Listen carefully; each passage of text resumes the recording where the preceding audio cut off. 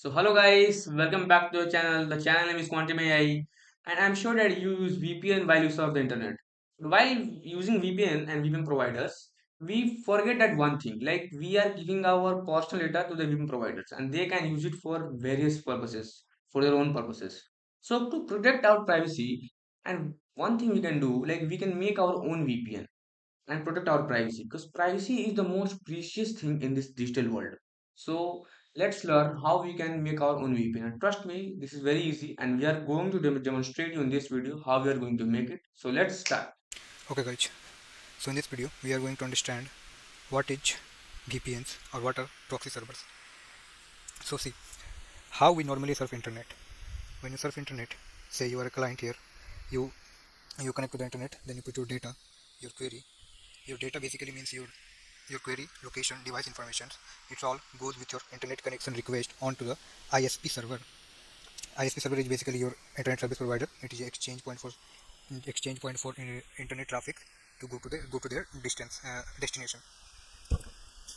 Now, if you see normally how we set internet, our data location, device information, everything is stored in our request and it goes through the ISP, then it reaches our destination. But during the phase, the ISP provider sees everything and sells your data to the advertiser. And this is not secure. This is how actually all the VPN markets are booming because of this issue. So to solve this, what do we do? Okay, now let's understand how a VPN server actually works. So let's start with user.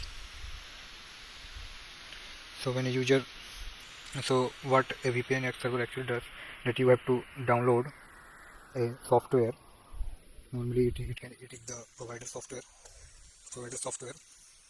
in your devices such as maybe laptop, phone or any device you want to connect to or secure connection with the internet. So that software basically does is when you send a request to the internet, it encrypts your data. Then it sends your request to the ISP to your ISP provider, which then transmits your data to a particular server hosted by your VPN provider, which then transmits your data to the internet, which then reaches your destination where you or whatever your query was. So this is what actually VPN does. But and in the same scenario, what happens to your data?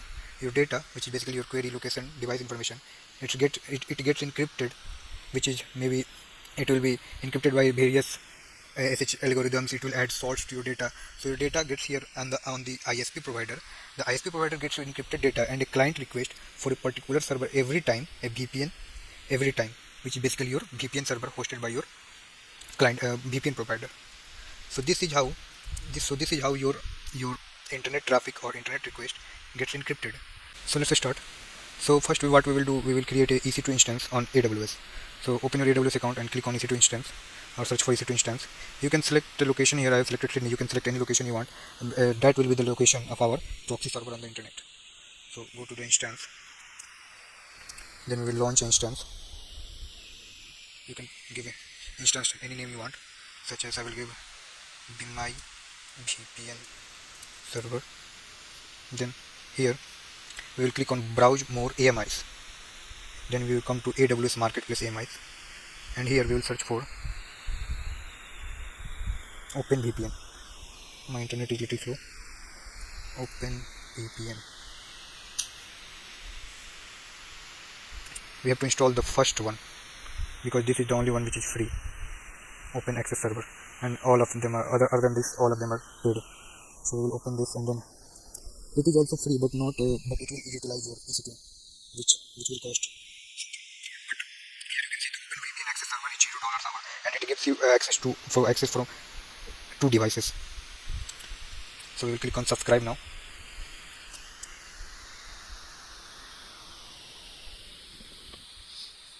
Now then you can select a different instance if you want. The free trial will also work. Then we have to download a key pair login. I have a key pair login, so I will select one. Now here you see that it has AWS has configured this instance for the specific use of OpenVPN access server. Configure storage, leave everything default. Then we'll click on launch instance.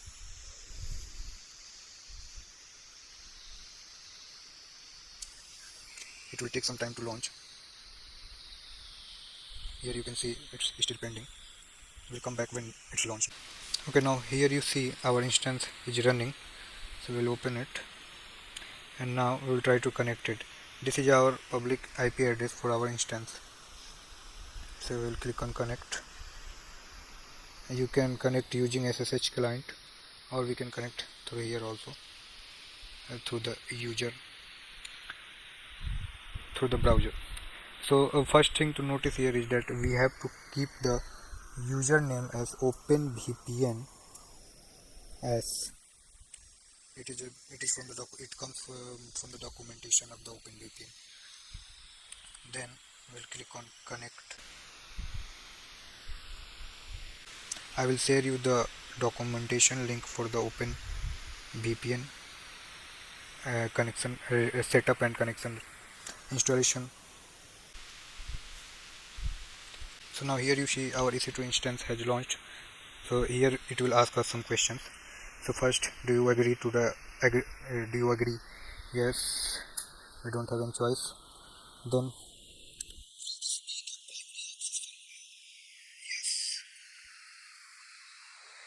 what please specify the network interface and IP address to be used by the admin web UI.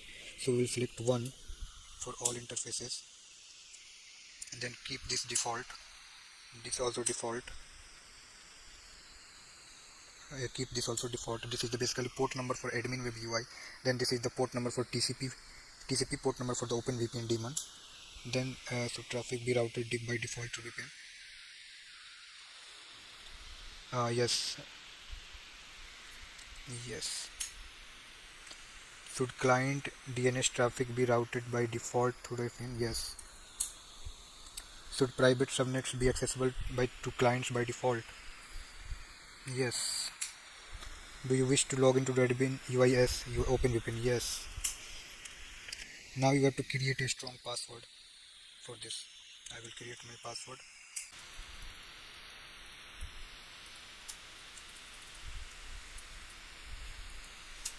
Now please specify your activation key. We don't have any activation key, so we'll just enter. Now it's initializing.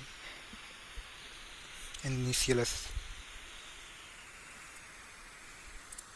So it has initialized. Now we have a admin UI and a client UI. So first we will go to the admin UI.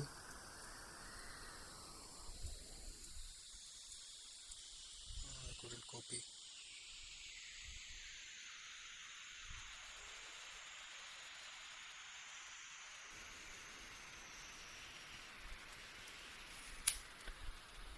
Now here you have to self-declare that you are going to the that you want to proceed to this proxy server.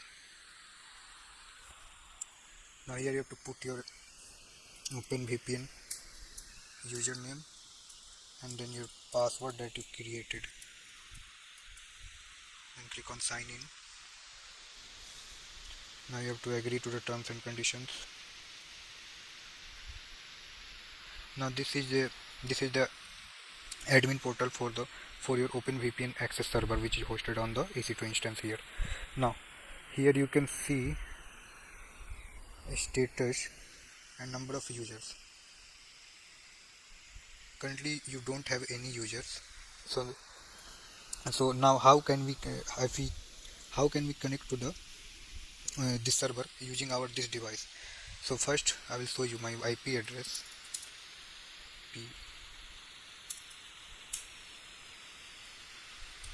My IP.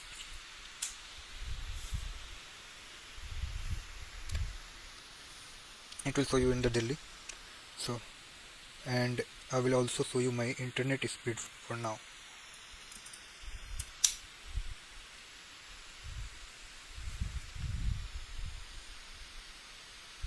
It's not working. So you can see I have a good internet connection right now.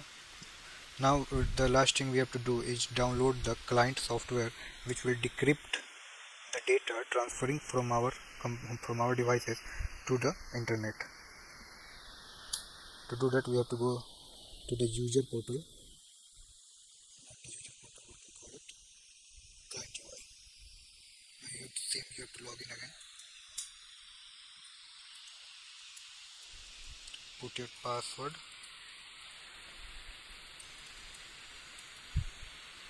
Now here you have to download a software given by the OpenVPN server. This is basically our client software. So one thing you have to understand here is that this software will be configured according to the EC2 instance. So if you share this software with anyone else, they will also connect with the same EC2 instance. And as I said, you need to remember that in the free version of OpenVPN, you can only connect with 2 devices. So we will download the Windows version.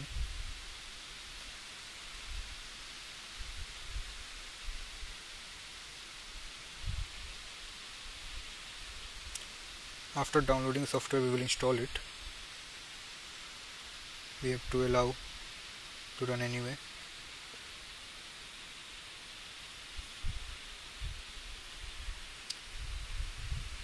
Although this is the documentation I was talking about, I will share you the link for this. Here we will click on next. We have to agree to the license. Then we will click on install. It is a basic client software which will encrypt your data and transfer it to the ISP provider. We will see how our IP address will change.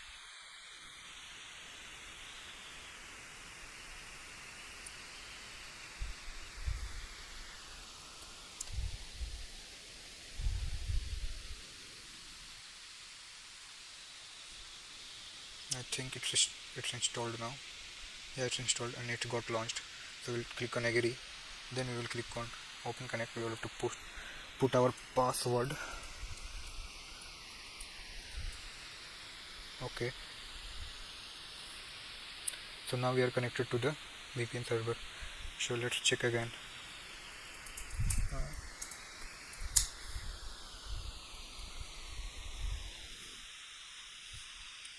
Now if you see, we are in somewhere Sydney, because that's what we selected our Sydney, New South Wales, Australia. That's what we selected our EC2 instance location. Now if you check the internet speed, it's very slow now, but it's still enough to surf very securely and privately on the internet.